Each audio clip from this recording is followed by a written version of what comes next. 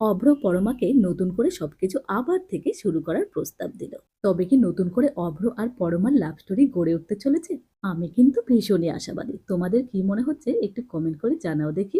সেই সঙ্গে চলো দেখে নেওয়া যাক আজকে অনুরাগের ছোঁয়া সিরিয়ালে কি হয়েছে। শুরুতেই দেখা গেল আদিত্য আউট হাউসের ঘরে চুপচাপ ঢুকলো আর সুদীপা দেখে ভাবলো ভীষণ রাগ করেছে, কোনো কথাই বলছে না। এক কাজ করি, আমিই প্রথমে শুরু করি। এরপর সুদীপা আদিত্যকে বলল, আপনি কি চা খাবেন? উত্তরে আদিত্য বলল, কেন? আমি হঠাৎ আপনার হাতে চা বা খেতে যাব কেন? আপনি তখন এইভাবে আমাকে অপমান করলেন কেন?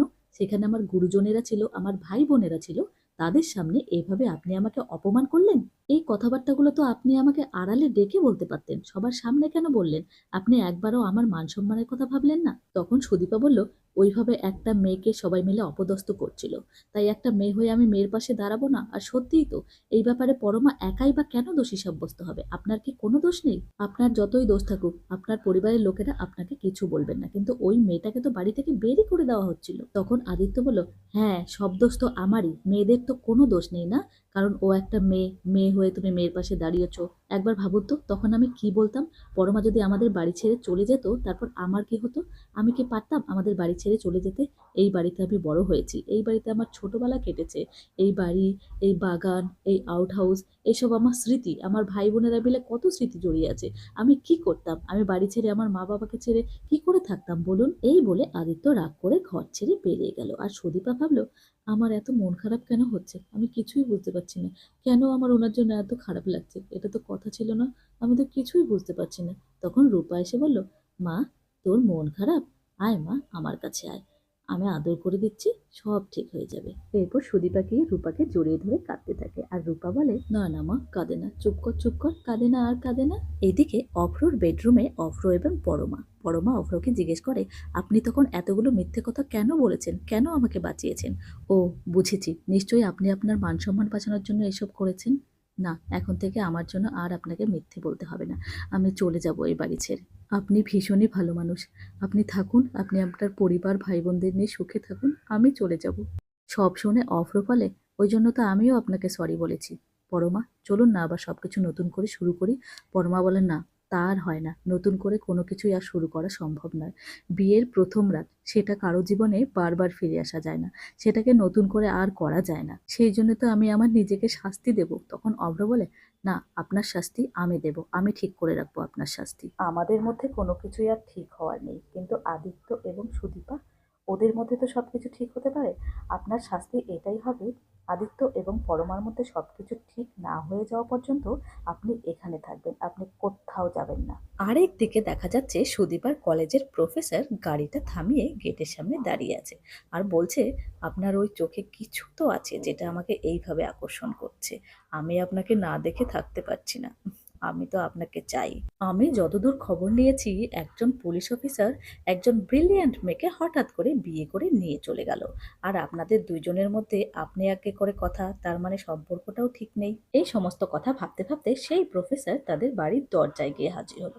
সেখানে দেখতে পেল একজন কর্মচারী কাজ করছে। তখন গিয়ে জিজ্ঞেস করলো, আচ্ছা, আমি সুদীপার সঙ্গে দেখা করতে এসেছি, ওকে একটু ডেকে দেবেন? কাজের লোক বলল, ওনারা তো এখানে থাকেন না, ওনারা তো আউট হাউসে থাকেন। এমন সময় অভ্রর মা সেখানে উপস্থিত হলো আর বলল, নমস্কার, আপনি কে বলুন তো? প্রফেসর নিজের পরিচয় দিতে গিয়ে বলল, নমস্কার, আসলে সুদীপা যেই কলেজে পড়াশোনা করে, আমি সেই কলেজের প্রফেসর। শুনেছি সুদীপা নাকি আউট হাউসে থাকে, যদি ওকে একটু ডেকে দেওয়া যায় অথবা যদি রাস্তাটা বলে দেওয়া হয় তাহলে আমি চলে যেতাম। অভ্রর মা মনে মনে ভাবলো, না না না না, বাড়িতে যাই হোক, বাড়ির কেচ্ছা বাইরের লোকের সামনে বলা যাবে না। এরপর প্রফেসরকে বলল, না না, আপনি বসুন না, আপনি কেন যাবেন, ওরাই আসবে আপনার এখানে। কর্মচারীকে বলল, এই যাও তো, সুদীপাকে ডেকে আনো তো। সঞ্চারী মনে মনে ভাবলো, বাবা, ব্যাপার স্যাপারই আলাদা, কলেজের প্রফেসরটা ফুল নিয়ে বাড়িতে আসে, দেখতে শুনতেও তো বেশ হিরো হিরো, আর বয়সটাও তো কম, ব্যাপারটা কি? সুদীপা এসে প্রফেসরকে দেখে একেবারে চমকে গেল আর জিজ্ঞেস করলো, আরে স্যার, আপনি আপনি বাড়িতে এসেছেন, আমি তো ভাবতে পারিনি। প্রফেসর বলল, আরে, শুভ দীপাবলির শুভেচ্ছা জানাতে এসেছি। উত্তরে সুদীপা বলল, না না স্যার, আমাদের এখানে দেওয়ালি মানানো হয় না, আমাদের এখানে কালী পুজো হয়। কিন্তু স্যার, আমি তো বুঝতে পারছি না, আপনি হঠাৎ করে আমাদের বাড়িতে এসেছেন ফুল নিয়ে, বুঝতে পারছি না। যাই হোক, আপনি এসেছেন, বসুন, আজকে তো বাড়িতে কালী পুজো, আমার প্রচুর কাজ আছে, আমি বরং যাই। তখন অভ্রর মা বলল, আরে না না, উৎসবের দিন উনি এসেছেন, ওনাকে একটু জল মিষ্টি জল খাবার কিছু একটা করে দাও, যাও। প্রফেসর বলল, আরে না না, কি হয়েছে, আমি ছোটবেলা থেকে অবাঙালি পাড়াতে মানুষ হয়েছি, তো তাই কালী পুজোর জায়গায় শুভ দীপাবলি বেরিয়ে আসে। তো যাই হোক, আজকে আর জল মিষ্টি কিছুই খাবো না, পাশেই থাকি, অন্য কোনো দিন এসে খেয়ে যাবো। তখন আদিত্য জিজ্ঞেস করলো, কিন্তু আমাদের আশেপাশে তো কোনো অবাঙালি পাড়া নেই। প্রফেসর মশকরা করে বলল, মিস্টার চৌধুরী, আপনি কি আমাকে পুলিশের মতো জেরা করছেন? এরপর আদিত্য প্রফেসরকে জিজ্ঞেস করলো, তা সব স্টুডেন্টের বাড়িতেই বুঝি আপনি ফুল দিয়ে আসছেন? প্রফেসর বলল, না না, যে নাকি কলেজে ফার্স্ট হয় তার ব্যাপারটা তো একটু আলাদাই হবে। এরপর প্রফেসর সুদীপাকে ফুলটা দিয়ে সেখান থেকে চলে গেল। সুদীপাও ঘরে যাবে এমন সময় আদিত্য সুদীপার হাতটা ধরে ফেললো আর বলল, উনি এখানে আপনাকে ফুল দিতে এসেছেন কেন? সুদীপা বলল, আমি কি করে বলবো, আর আপনিই বা আমাকে এসব কথা জিজ্ঞেস কেন করছেন?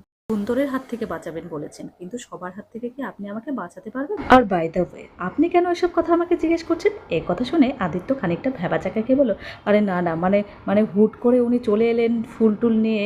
এরপর দুজনেই নিজের ঘরের দিকে যাচ্ছিল, এমন সময় অভ্রর মা এসে বলল, শোনো, আমি যখন একবার মুখ থেকে বলে ফেলেছি তোমরা এসে বাড়িতে থাকো, আউট হাউসে আর থাকতে হবে না। সুদীপা বলল, আমি কিন্তু আপনার সম্মান বাঁচিয়েছি। অভ্রর মা বলল, আমি যে প্রফেসরের সামনে তোমার সম্মান বাঁচালাম, তুমি কি সেটা অস্বীকার করতে চাইছো? সুদীপা বলল, আমিও তো আপনার সম্মান বাঁচানোর চেষ্টা করেছি।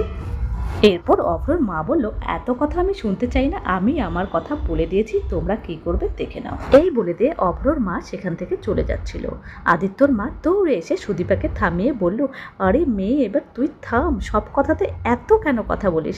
বলেছে বাস, ঠিক আছে, শুনে নে, আর চুপ করে থাক, কি হয়েছে একটা। এই বলে আদিত্যর মাও সেখান থেকে চলে গেল। এইদিকে দেখা যাচ্ছে অংশু এসেছে কুন্তলার ঘরে, এসে বলছে, যে করেই হোক ওই মেয়েটাকে আমি বাড়ি থেকে তাড়াবো, তার জন্য আপনি কি করবেন করুন, প্লিজ কিছু একটা ব্যবস্থা করুন। কুন্তলা ঠান্ডা মাথায় বলল, দাঁড়াও, সবুর করো, ওই মেয়েটাকে বাড়ি থেকে বের করে দিতে পারলেই তোমার বাড়িতে পুরো শান্তি। আমি কিছু ব্যবস্থা করছি, যা করার আমিই করব, তুমি শুধু আমার হয়ে কাজটা করে দেবে। তুমি অঘোর চৌধুরীর বংশধর, অঘোর চৌধুরীর বাড়িতে ওরকম একটা নাম ঠিকানাহীন মেয়ে বউ হয়ে থাকে কি করে? ওই মেয়েটাকে যদি বাড়ি থেকে বের করা যায় না, তাহলে দেখবে ওই মেয়েটার সঙ্গে তার যে আশ্রিতা রয়েছে সেও বাড়ি থেকে বের হয়ে যাবে। এইদিকে পরমাদের বাড়িতে পরমার মা বাবা এসেছে মিষ্টি নিয়ে, সুদীপার সঙ্গে তাদের দেখা। সুদীপাকে তারা বলল, পরমাকে যদি এই জিনিসগুলো একটু দিয়ে দেওয়ার ব্যবস্থা করা যায়। তখন সুদীপা বলল, আরে না না, আপনারা বসুন, এত দূর থেকে আপনারা বাড়ি বয়ে এসেছেন, এই জিনিসপত্রগুলো নিয়ে মেয়েকে নিজের হাতে দেবেন না, আপনারা বসুন, আমি গিয়ে পরমাকে ডেকে আনছি। এই বলে সুদীপা পরমার ঘরের দিকে রওনা দিল। এদিকে পরমার ঘরে অভ্রর মা গিয়ে বলল, বড় বৌমা, যাও যাও, এখানে দাঁড়িয়ে থেকো না, আজকে পুজো আছে, পুজোর গিয়ে ব্যবস্থা করো। যাওনি যখন, পুজোর ব্যবস্থা তো করতেই হবে, পুজোর কাজকর্ম করতে হবে না? এরপর সুদীপা সেখানে এসে জানালো যে পরমার মা বাবা নিজে বসে আছে। এমন সময় আদিত্যর মা দিদিকে খুঁজতে খুঁজতে অভ্রর ঘরে এসে উপস্থিত হলো আর জিজ্ঞেস করলো, আরে দিদি, তুমি এখানে? তোমাকে আমি খুঁজে বেড়াচ্ছি, এদিকে পুজোর আয়োজন করার দেরি হয়ে গেছে, চলো চলো। অভ্রর মা বলল, কেন, বাড়িতে দুটো বউ আছে, তুমি আছো, যাও গিয়ে পুজোর আয়োজন করো। এরা পুজোর আয়োজন করতে নাই পারতে পারে, যাও করবে, শিখে নেবে, দেখে দেখে শিখে নেবে।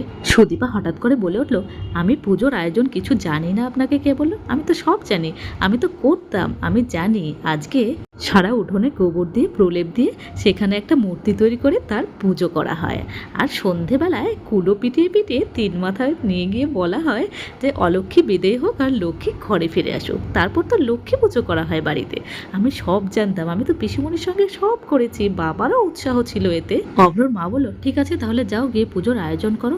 এমন সময় সুদীপা বলল, বড় মা, একটা কথা ছিল, আমরা 2 বউ পুজোর আয়োজন করব আর সঞ্চারিদি করবে না, এমনটা হয়? ভালো লাগে বলুন? সঞ্চারিদিকেও ডাকি না? অভ্রর মা সঞ্চারীকে ডাকতে রাজি হয়ে যাওয়ায় সুদীপা মুচকি হাসলো। তখন অভ্রর মা জিজ্ঞেস করলো, এই তুমি হাসছো নাকি? সুদীপা বলল, না, আমি হাসছি না দাদা, কই আমি হাসছি? দাদা বলল, না না না না না। আদিত্যর মা গালে হাত দিয়ে বলল, কি মেরে বাবা তুই! এরপর কথায় কথায় সুদীপা বলে উঠলো, জানেন তো, কালী পুজোর দিন আমার বাবা নিজের হাতে আমার জন্য বাজি নিয়ে আসতো, আর সেই বাজিগুলোকে আমরা রোদে দিতাম, তারপর বাজি পোড়ানো হতো সন্ধেবেলায়। আমি যদি বাজি পোড়াতে ভয় পেতাম, বাবা আমাকে নিজের হাতে বাজি পুড়িয়ে দিত। সুদীপা বলে, আমি তো তখন থেকেই সবকিছু জানি, আমি তো পিসুমণির সঙ্গে পুজো করেছি। এরও একটা মজার গল্প আছে, বলবো? হঠাৎ করে অভ্রর মা বলে ওঠে, না মা, ক্ষমা করো, আর শুনতে চাই না, এবার যাও গিয়ে পুজোর কাজটা শুরু করো। সুদীপার কথাবার্তা শুনে সবাই হেসে দিল। এদিকে অংশু চলে গেল একটা অনাথ আশ্রমের সামনে। কুন্তলা তাকে এক বান্ডিল টাকা দিয়ে বলল, এই টাকাগুলো রাখো, তোমার কাজে দেবে। আজকাল এমন হয়েছে, টাকা না দিলে কেউ মুখ খুলতে চায় না। এখানেই সমস্ত প্রমাণ রয়েছে, এখানে যাও গিয়ে নিজে প্রমাণটা জোগাড় করো, তাহলেই তোমার বাড়ি থেকে সমস্ত অলক্ষী বিদেয় হয়ে যাবে। অংশু তখন জিজ্ঞেস করলো, আপনি আমাদেরকে এত কেন সাহায্য করছেন? তখন কুন্তলা বলল, তুমি কি আমার উদ্দেশ্য নিয়ে প্রশ্ন করছো বাবা? আমি জগতের কল্যাণ করে বেড়াই, লোকের কল্যাণের সামনে আমার এইটুকু টাকা তো যৎসামান্য বাবা। এদিকে সুদীপা যখন পরমার হাত ধরে বলল, পরমা চলো, তাড়াতাড়ি চলো, না হলে দেরি হয়ে যাবে। পরমা বলল, সুদীপা, আমি বাজি পোড়ানো ছাড়া আর কিছুই জানি না। সুদীপা তখন বলল, জানো না? ঠিক আছে, জানো না তো কী হয়েছে, সব জেনে নেবে, জানতে কতক্ষণ। এরই মধ্যে অভ্রর মা নিজের পরিবারের কালী পুজোর কথা বলতে লাগলো। বলল, আমি যখন ছোট ছিলাম আমাদের বাড়িতে বিশাল বড় কালী পুজো হতো। আমার বাবা ডক্টর ছিলেন, কিন্তু তিনি নিজে হাতে পুজো করতেন, ব্রাহ্মণও বটে তিনি। বিশাল আয়োজন করা হতো, প্রচুর লাইট, প্রচুর দূর দূর থেকে লোকজন আসতো, জমজমাট পরিবেশ একেবারে। সব শুনে সুদীপা বলল, তাহলে বড় মা চলুন না, আপনি নিজের হাতে সব কিছুর আয়োজন করবেন। অভ্রর মা বলল, তোমার কি মাথায় বুদ্ধিশুদ্ধি বলে কিছু নেই? সব কথাতে কথা বলতে হবে তোমার? তুমি জানো না আমি বিধবা মানুষ? বিধবা মানুষ পুজোর কাজ করতে পারে? অলক্ষী মেয়ে একটা। তখন আদিত্যর মা বলল, দিদি দেখো, এই মেয়েই একদিন আমাদের লক্ষ্মী মেয়ে হয়ে উঠবে। তো মাই ডিয়ার ফ্রেন্ডস, এই ছিল অনুরাগের ছোঁয়া সিরিয়ালের আজকের পর্বের আলোচনা। প্রত্যেকটা পর্বই কিন্তু ভীষণ ইন্টারেস্টিং হতে চলেছে, তাই একটা পর্বও কিন্তু মিস করা চলবে না। আর তার জন্য কি করতে হবে? আমাদের চ্যানেলটাকে সাবস্ক্রাইব করে রাখতে হবে। এবার তুমি তোমার শুভ হাতের ছোঁয়া দিয়ে আমার চ্যানেলের এই ভিডিওটাকে একটা লাইক করে দাও দেখি। আর হ্যাঁ, চাইলে দু চার কথা মন খুলে আমাকে কমেন্ট করে জানাতে পারো, কারণ তোমাদের মজাদার কমেন্টগুলো পড়তে আমার কিন্তু বেশ লাগে।